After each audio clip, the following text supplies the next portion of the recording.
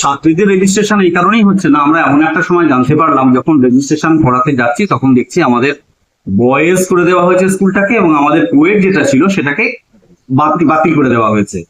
কোয়েটটাকে block করে দেওয়ার জন্য কোনো ছাত্রীর রেজিস্ট্রেশন এই মুহূর্তে করানো সম্ভব হচ্ছিল না, এবং এর সম্ভাব্য কারণ যখন জানতে আমরা কাউন্সিল অফিসে যাই তখন আমাদের ওখান থেকে জানানো হয় যে আপনাদের ফার্স্ট রেকগনিশনটা কি। আমাদের ফার্স্ট রেকগনিশনে কিন্তু যেমন কোয়েট বলে উল্লেখ ছিল না তেমন বয়েজ বলে উল্লেখ ছিল না।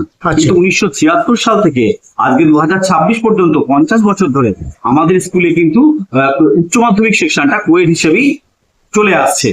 এবং আমাদের প্রথম বর্ষে যে ছাত্রী ভর্তি হয়েছিলেন, রেজিস্ট্রেশন হয়েছিল যার, তার রেজাল্টও আছে, তার সমস্ত নথি আমরা কাউন্সিল অফিসারকে জমা দিয়েছিলাম।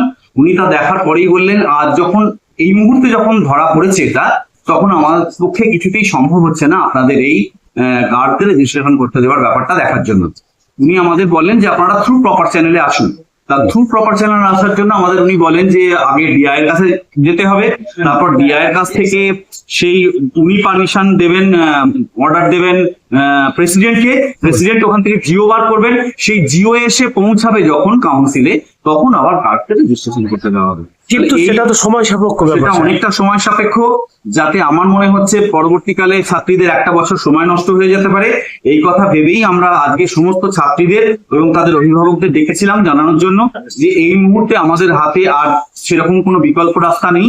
যে বিকল্পটা আছে সেটাকে গ্রহণ করার জন্য আদৌ সেটাকে গ্রহণযোগ্য হবে কিনা বা ওনারা অনুমতি দেবেন কিনা আমাদেরকে, সেই জন্য আমরা ওনাদেরকে ডেকেছিলাম।